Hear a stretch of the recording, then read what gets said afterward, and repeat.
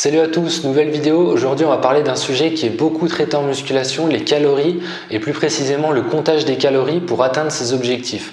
On va rester généraliste au niveau des objectifs, on va prendre la prise de masse musculaire et la perte de masse grasse. Faut-il vraiment compter ses calories? On va pas tourner autour du pot, je vais te répondre directement que non, c'est pas nécessaire de compter ses calories et je vais t'expliquer pourquoi. Déjà avant toute chose, il faut comprendre ce qu'est une calorie. Une calorie, c'est une unité mesurant une quantité de chaleur. Au niveau de la nutrition, on dira que c'est une quantité d'énergie.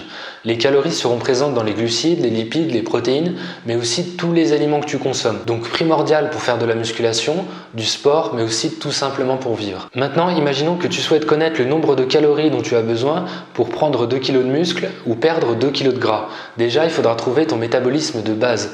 Autrement dit, le nombre de calories que tu utilises au repos. Ce qui est difficile car il y a beaucoup de facteurs qui entrent en jeu. L'âge, le sexe, le poids, la taille et énormément d'autres. À partir de ce métabolisme de base, on va tenter de trouver le nombre total de calories dépensées sur la journée. Ça devient encore plus complexe parce que ça va dépendre de tes activités et de la manière dont tu réagis à ces activités.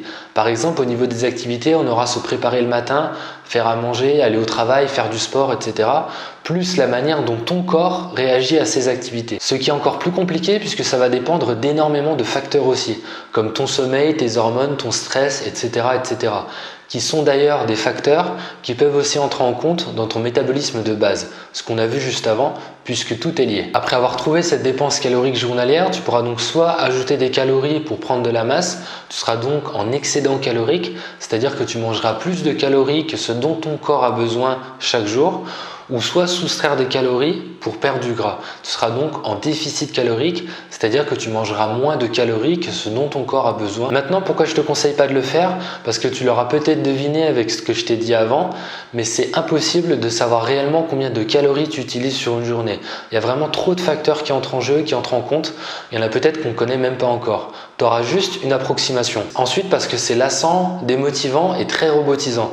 En vérité, à part si tu es bodybuilder professionnel, ce dont je doute si tu regardes cette vidéo, et que tu aies besoin d'arriver à un taux de masse grasse extrêmement faible, extrêmement précis, ça reste très démotivant et il n'y a pas beaucoup d'intérêt à le faire. Tu peux complètement te rapprocher de tes objectifs et même faire encore mieux sans compter les calories que tu ingères. Si tu te mets à compter les calories tous les jours, il y a de grandes chances pour que tu t'en lasses ou que ton cerveau perçoive ça comme une frustration.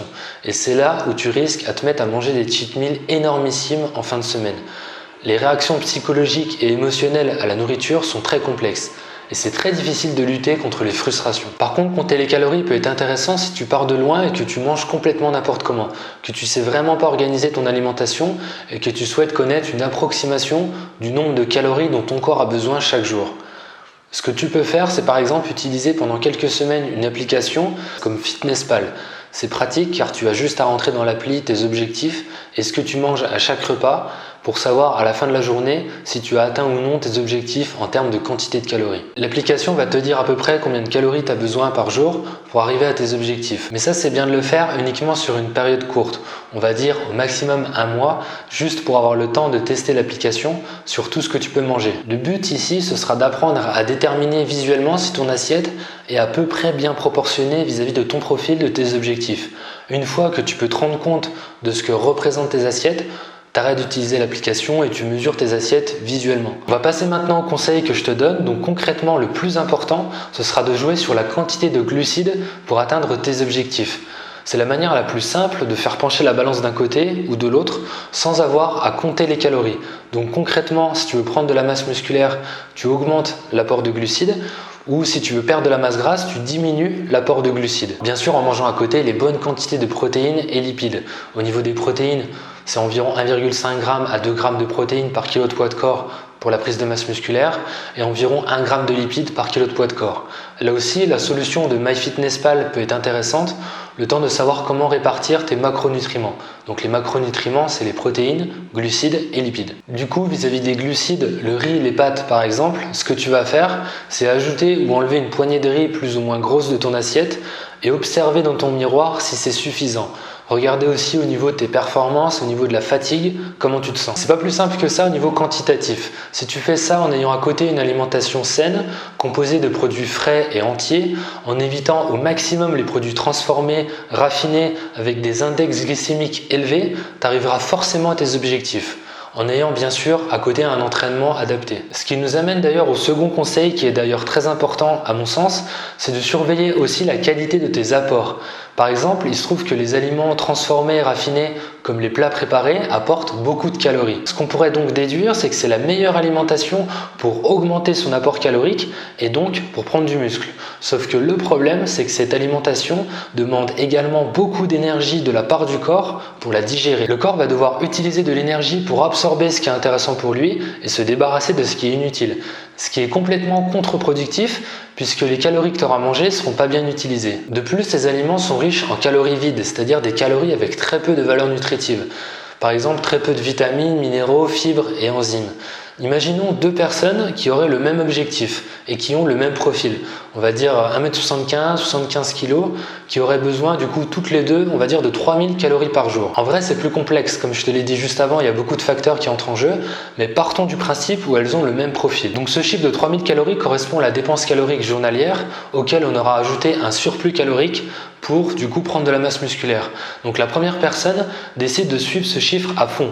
Donc elle va télécharger MyFitnessPal, elle va faire tout comme il faut au niveau du chiffre. Par contre, elle va manger n'importe comment. Elle va manger beaucoup d'aliments transformés, des calories à faible valeur nutritive, mais par contre à la fin de chaque journée, elle va arriver à ses 3000 calories. La deuxième personne, quant à elle, choisit de ne pas compter ses calories. Donc elle s'en fout de MyFitnessPal, elle va quand même savoir à peu près ce qu'il faut manger en termes de calories, donc ça va être aux environs 2700-2800 calories par jour. Par contre, son alimentation va être saine, donc elle va faire gaffe, elle va manger beaucoup de fruits et légumes, beaucoup d'aliments entiers, très peu de plats préparés, très peu de coca, tout ça. Il y a énormément de chances pour que la deuxième personne prenne plus de muscles que la première, alors que sur le papier, elle aura mangé moins de calories. Pourquoi? Tout simplement parce que les calories seront bien mieux assimilées. Elle sera aussi en meilleure santé et elle aura pris beaucoup moins de gras. Ce serait la même chose pour deux personnes qui souhaiteraient perdre du poids, dont une qui sera à 2200 calories par jour, mais qui mangerait n'importe comment, et une autre qui serait un peu plus de 2200, on va dire 2300 calories par jour, mais qui ferait vraiment gaffe à son alimentation. La deuxième personne, même si elle mange plus de calories sur le papier, aurait beaucoup plus de chances de maigrir que la première. Bon, il faut quand même faire attention à ses apports en calories, bien sûr. Tu vas pas construire du muscle avec 100 calories de pommes par jour, ça c'est clair. Mais ce qu'il faut juste retenir, c'est que deux personnes qui mangent le même nombre de calories peuvent avoir des résultats complètement différents. Ce qu'il faut comprendre ici, c'est que toutes les calories ne se valent pas. Une calorie d'oméga 3, qui est un lipide, va permettre en partie d'aller déstocker du gras, alors qu'une calorie d'acide gras saturé, qui est aussi un lipide, ne va pas permettre d'aller déstocker du gras. Pourtant, elles représentent toutes les deux une calorie. Si tu te mets à restreindre les aliments gras parce qu'ils sont riches en calories, tu fonces vraiment droit dans le mur. Il y a vraiment du bon et du mauvais gras. Je te mettrai en annotation le lien vers la vidéo où j'ai parlé des lipides, si tu veux aller un petit peu plus loin par rapport à ça. On comprend donc ici tout l'intérêt d'apporter à ton corps des aliments qu'il reconnaît et qu'il sait utiliser. Ce sera surtout les glucides, encore une fois, qui seront à surveiller, et principalement les glucides à index glycémique élevé, comme le pain blanc, les frites, etc. De la même manière, si tu manges beaucoup d'aliments riches en calories, mais très peu d'aliments qui vont participer au métabolisme de ces calories, par exemple les fruits et les légumes, tu vas minimiser du coup l'utilisation de ces calories au sein de ton corps et donc ralentir la prise de muscle ou la perte de masse grasse. Voilà, écoute, la vidéo touche à sa fin. Si tu veux d'autres conseils pour démarrer la nutrition sportive, végétarienne, végane et la musculation, tu peux télécharger mon guide gratuit dans la description. Donc concentre-toi sur ceci plutôt que de compter tes calories. Contente-toi d'augmenter ou réduire tes sources de glucides, donc c'est-à-dire le riz, les pâtes, tout en minimisant au maximum la consommation d'aliments transformés et raffinés et aussi tous les aliments à index glycémique élevé. Et en mangeant aussi un maximum d'aliments frais, entiers et riches en calories nutritives, donc comme par exemple les fruits, les légumes, le riz complet, etc. On se dit à très vite. En attendant, entraîne-toi avec le cœur et mange avec le cœur.